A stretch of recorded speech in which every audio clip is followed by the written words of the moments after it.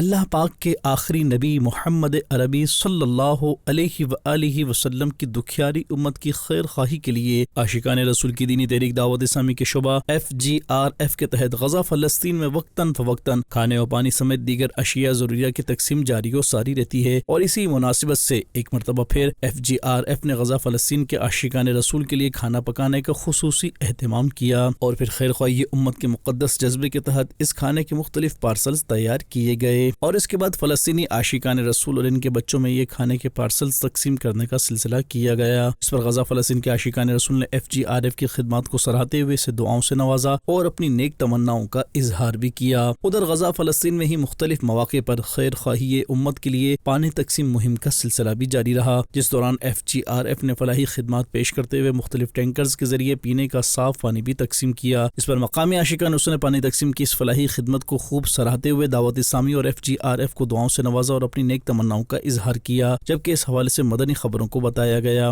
الحمد لله والصلاة والسلام على رسول الله. اليوم الأربعاء 13 من شهر مايو العام 2026، ومن شمال قطاع غزة نقوم اليوم بتجهيز صهاريج المياه لتوزع على الأسر النازحة والمتضررة هنا في شمال غزة. شكرا FGRF، بارك الله فيكم وجزاكم الله كل خير۔ مدنی چینل کے ناظرین، آپ بھی دعوت اسلامی کے تحت ہونے والے دینی و فلاحی کاموں میں پیش رہتے ہوئے دین متین کی خدمت و فلاح امت میں اپنا حصہ شامل کیجیے اور اجر پائیے۔